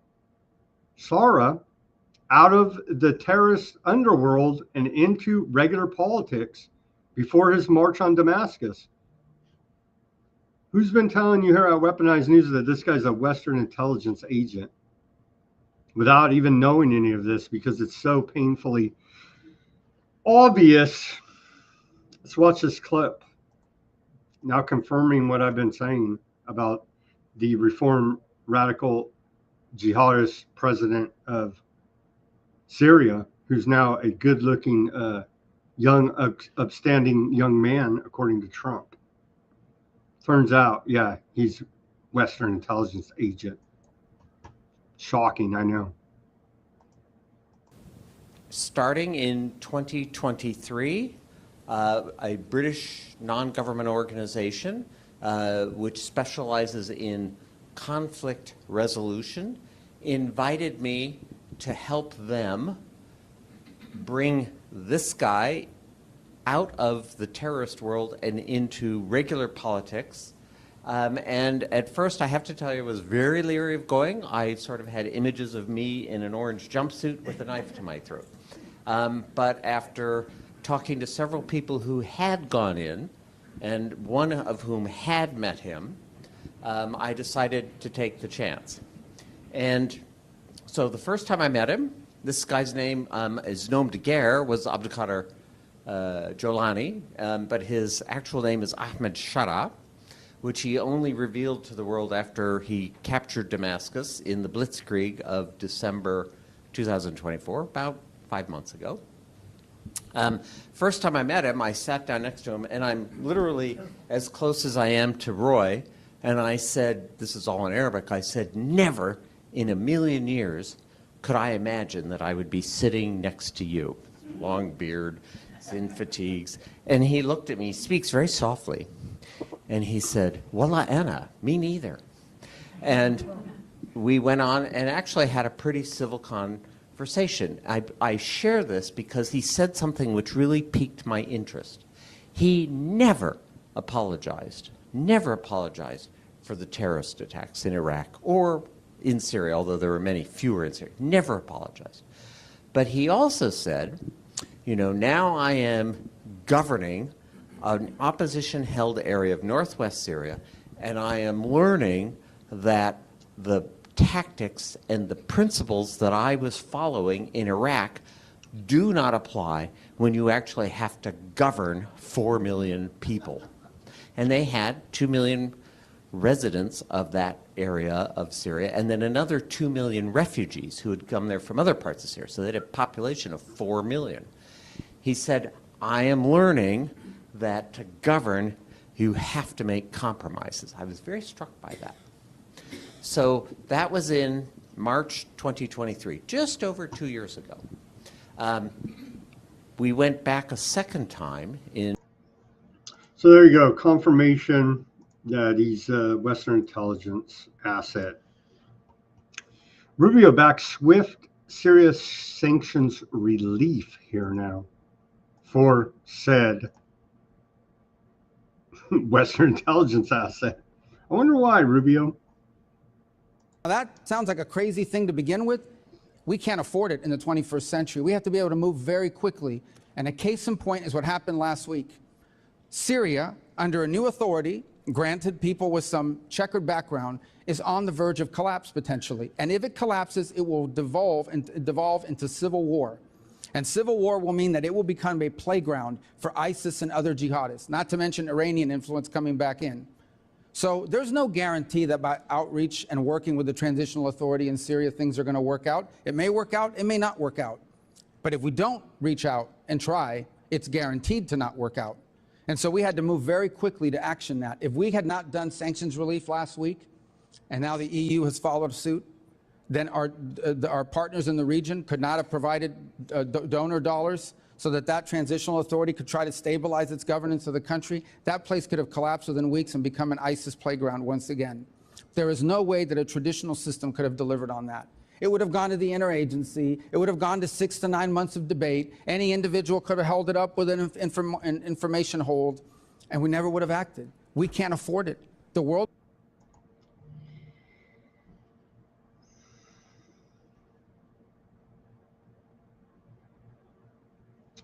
Yeah, good job, NATO and U.S. We got another radical religious fanatic in charge there in West Asia. So we do appreciate that. Members of Irish rap group Kneecap charged with terror offense for waving Hezbollah Hezbollah flag. British authorities say the stunt aroused reasonable suspicion that he is a supporter of the group, chanting up Hezbollah afterwards. Probably didn't do him any favors. Let's watch the clip here.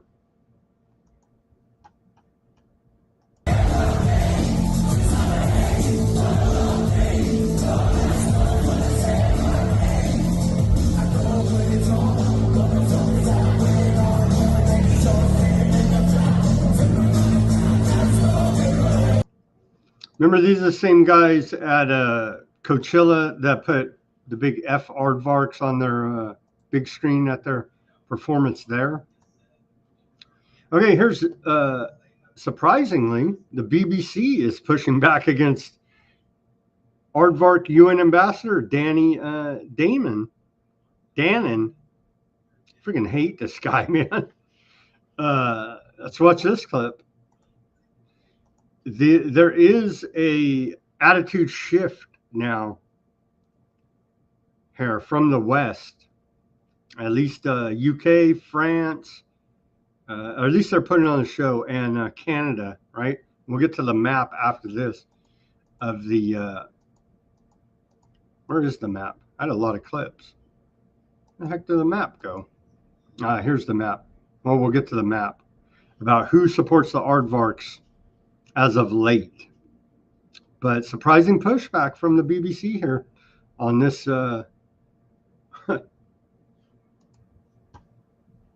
You've killed tens of thousands of civilians. You've killed paramedics. You've killed journalists. You've even killed your own hostages, but not apparently all the Hamas fighters. Perhaps that's why the British Foreign Secretary said today your government is, quote, damaging the image of the state of Israel in the eyes of the world. So I would remind those dignitaries to look at the effort of the UK when you fought Nazi Germany. You know, you can speak about civilian casualties, and you can speak about tens of thousands of people who died in your efforts to fight evil. Today we are fighting the same evil force. It's not easy, it's hard, we are in pain, but we are determined to finish the job. We will not idly buy for the next attack against Israel, because we know nobody will be there to protect us. Today we have a country. The days when Jews were massacred and there was no response are over. The days that we asked for support from other countries are over. Today we have the capability to defend ourselves, and that's exactly what we are doing. We didn't start this war, but we intend to finish it without Hamas. She called him out at the beginning. You know what I mean? Pretty good coming from the BBC. You killed everybody but Hamas. How's it going? Here's the shadow president, Bibi. He says all areas of Gaza Strip will be under Aardvark security control and Hamas will be defeated. He adds Operation Gideon's Chariot there to complete the Gaza war.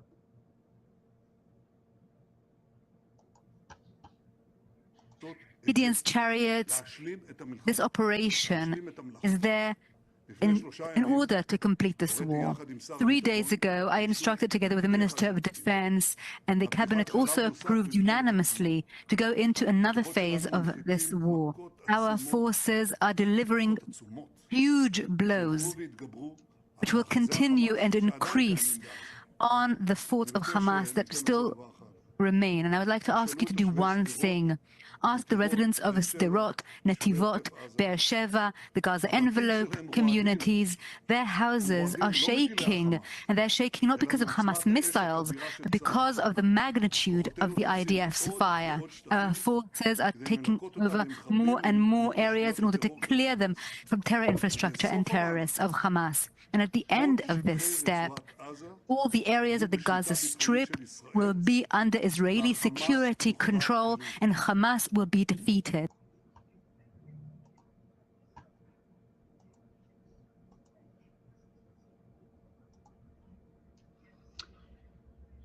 So the big news of the day, Aardvark forces opened fire on European delegation of foreign diplomats visiting Jeddah area, including ambassadors and counselors from the UK, Turkey, Spain, Italy, France, Japan, Egypt, and Jordan. So this is how you win friends around the world, is shooting at their diplomats when they come to see your war crimes, you see.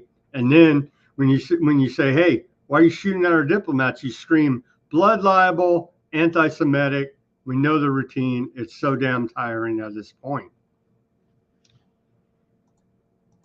Here's a video of it.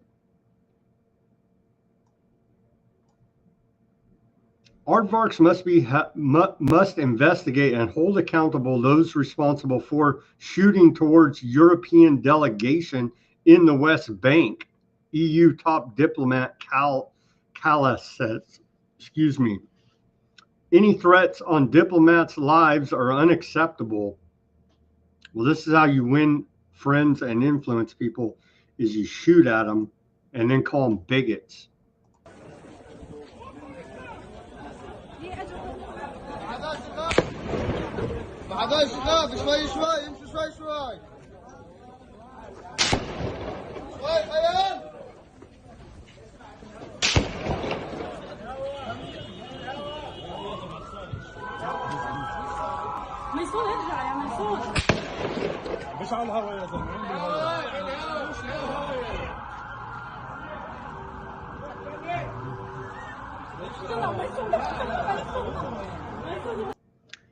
They're crazy.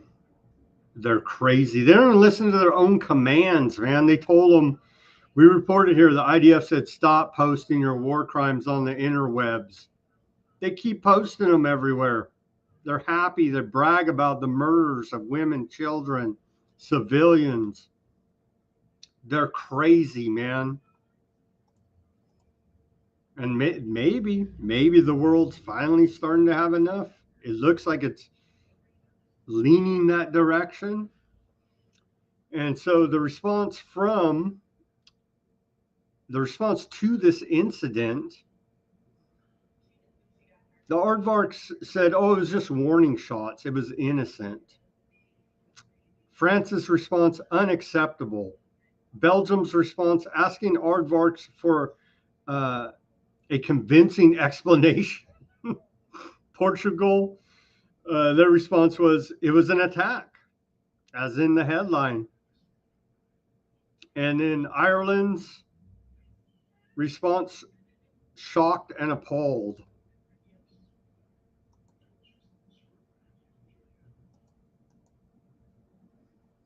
More from everybody's favorite, our shadow president Bibi here. He says, Iran remains a significant threat to Aardvark land. Let's watch this short clip. As there's reports coming out of CNN saying new intelligence suggests Aardvarks preparing possible strike on Iranian nuclear facility, U.S. officials say. The U.S. has obtained new intelligence suggesting that Aardvarks are making preparations to strike Iranian nuclear facilities, even as Trump administration has been pursuing a diplomatic deal with Tehran. Multiple U.S. sources told CNN. Such a strike would be a brazen break with Trump, U.S. officials said. It could also risk tipping off a broader regional conflict in the Middle East, something the U.S. has sought to avoid since the beginning of the Gaza genocide. I added that. That's my words, not CNN's. So U.S.-Iran are set to have talks about their nuclear program in Rome on Friday. Now from Bibi. Let me say that Iran remains a significant threat to Israel. We, of course, with full coordination with the United States, we're constantly talking to them, and we hope that if they can reach an agreement that will prevent Iran from obtaining nuclear weapons, that means that it will prevent Iran from having the capability to enrich uranium. If that will be achieved, of course, we will welcome it. However, at any rate, the state of Israel keeps the right to itself, to protect itself from a regime that wants to destroy it. Isn't it also tiresome, the same BS rhetoric, the same BS propaganda? Iran's going to have a nuke in 2 weeks if we don't nuke them first. Come on, man. We've been hearing it for 25 years. It's all so tired and lame at this point. So is this a real break? Like I said before, Trump with over $200 million from Aardvark lobbying groups, basically all of Congress bought off by Aardvark lobbying groups. And so I have a real hard time. We're making a hard break with the Aardvarks just due to that simple fact alone. Never mind all the religious fanaticism ingrained in these people, allegedly, just pure outright corruption, the fact that they are occultists feeding off of the genocide, and it gets darker and darker. Here's Iran's response to all of this.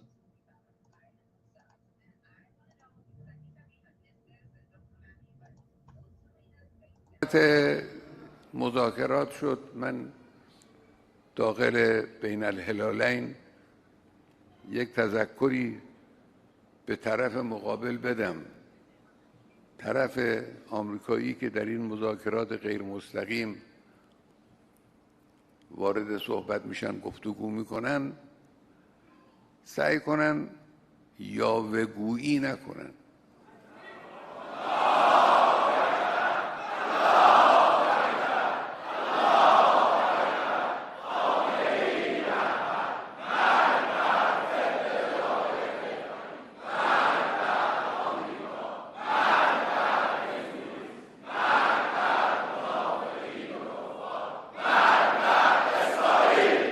اینی که بگن ما به ایران اجازه غنیسازی نمیدیم، این غلط زیادی است. کسی منتظر اجازه این و اون نیست. جمهوری اسلامی سیاستی داره، روشی داره، سیاست خودش رو تغییر میکنه. البته در یک مناسبت دیگری به ملت ایران توضیح خواهم داد که علت این که اینها رو غنیسازی تکیه میکنن چیه؟ چرا اینقدر طرفهای غربی و آمریکایی و دیگران اصرار دارن که باید در ایران غنیسازی نباشه؟ این حالا انشالله در یک مناسبت دیگری باز میکنم برای ملت ایران که بدانن طرف نیتش چیه.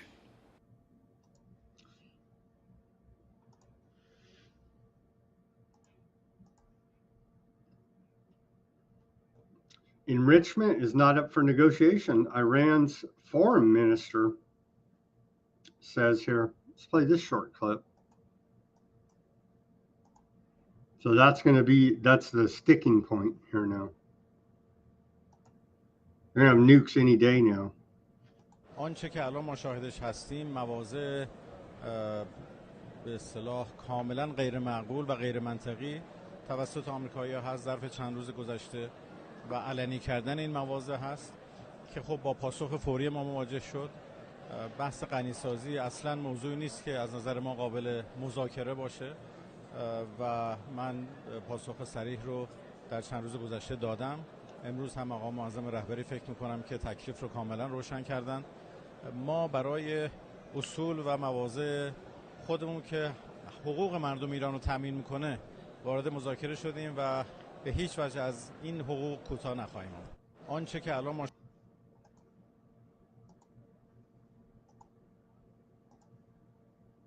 Netanyahu says Aardvarks probably killed Hamas chief as it intensifies its Gaza offensive. That's Financial Times. Well, they probably got him, right? If not, blow up a whole nother, 1,000 people. Netanyahu says Aardvark land plans to take over all of Gaza That's BBC. We continue to report on it. They're not shy. They're not shy about what they're doing here now.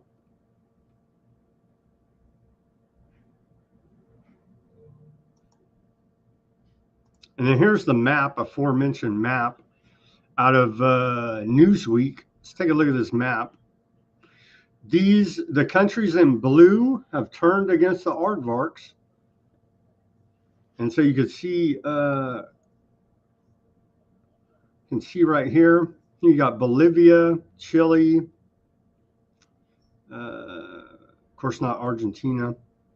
And then you got Algeria, Egypt, Saudi Arabia, Iraq, Yemen, of course, Oman, China, Pakistan, Indonesia, a bunch of Muslims over there, Sweden, Norway, France, Spain, UK, Ireland, Iceland, Canada. So the West here, right? We're halfway there, maybe a little less than halfway there against everyone turning against this genocide,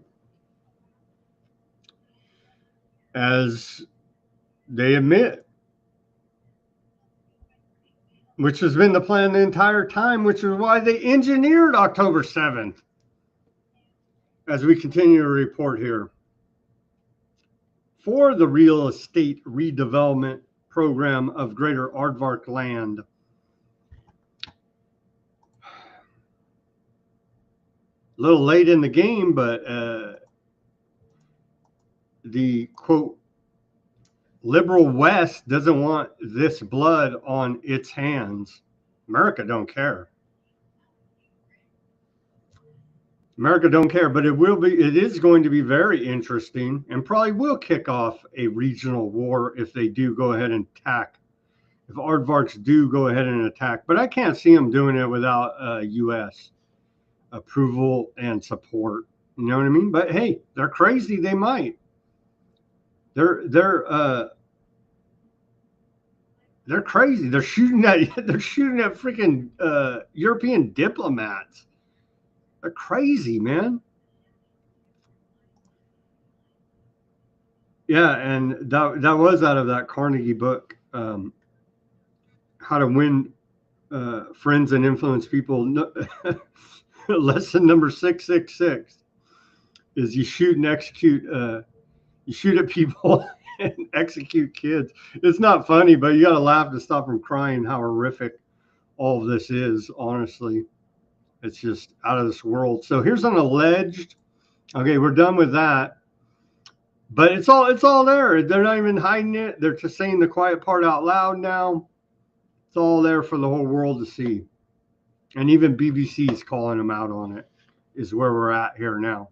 But America just can't seem to muster the political will now here, can we? To do the right thing. Allegedly, this is scary. Google's rolled out groundbreaking new AI model as we move on to the Technocracy last section of the show. And allegedly, this is Google's new AI model, VEO3, capable of generating videos with sound, voices, and even music. Everything in the video is allegedly completely AI generated. Let's watch this short clip.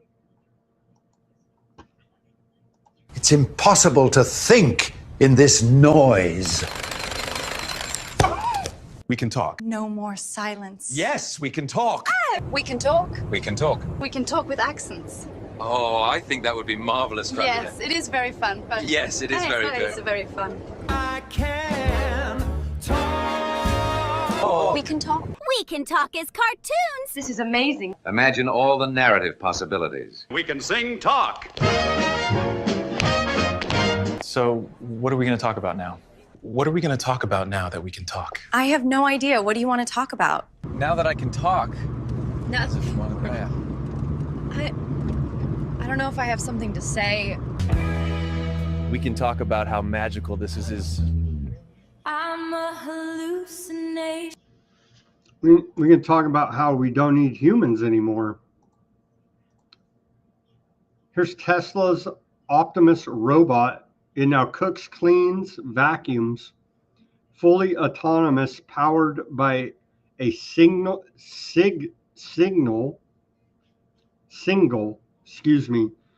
neural net trained on human videos. The robot can learn by watching humans. Allegedly, this is a claim by old Musk and Tesla.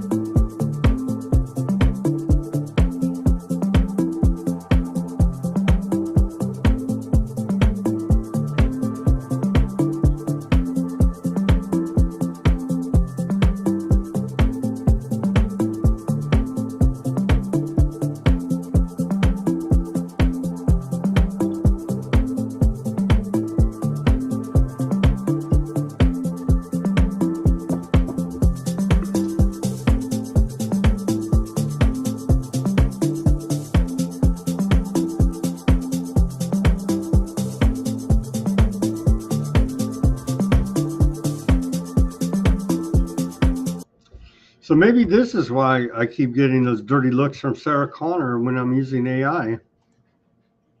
Here's Elon Musk confirms Tesla plan for robo taxis on Austin roads in June. That's like what? 9 days? 10 days? Let's watch this clip. Isn't this exciting to go ahead and roll out autonomous Teslas? Elon Musk is here. We're in the lobby of the Gigafactory here in Austin. Last time I was here was your annual meeting a couple of years ago, so thank you for having us back. Welcome back.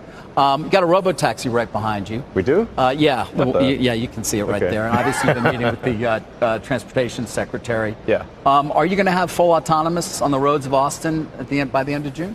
Yes. You are. What gives you that confidence?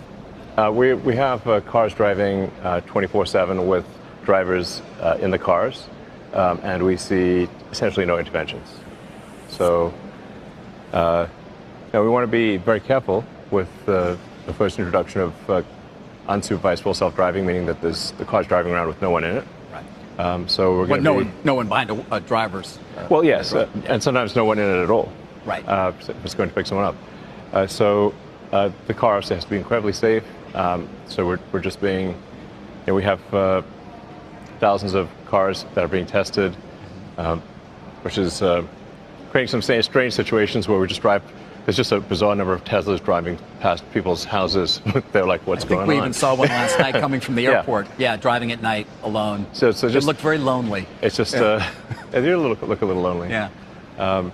So it's looking good for Austin next month. Yeah, some estimates have been that you're only going to have 10 to 12 of them on the road initially. I mean, it's going to be a very small amount. Is that correct? Yeah, for the first week. First week. How do you see it ramping up? Well, we'll have to see how well it does, but I think it's prudent for us to start with a small number. Be careful driving next month in Austin, Texas.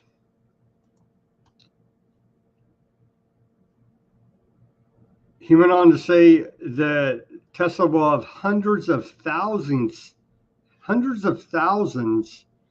of fully self-driving cars on the road by the end of next year. Be careful driving everywhere. And that's all we got for today, except for we do have this mini Technocracy documentary put out by Mad Crab. He's a contributor on Hotspot, and we use their videos frequently. And I'm trying to get one of their contributors on the show. I was talking to him a few months ago. He had a new baby, and he said, call me back. And so it's about that time to call him back. You know what I mean? So hopefully we can get one of their contributors on the show, because I do appreciate their work, even though they're pretty left-wing. I think they're actually communists, but we'll bring them on the show anyway. They put a lot of truth out there. So anyway, here's, I don't know what this guy's political persuasion is, but he's exposing technocracy, and that's what we need to be doing right now.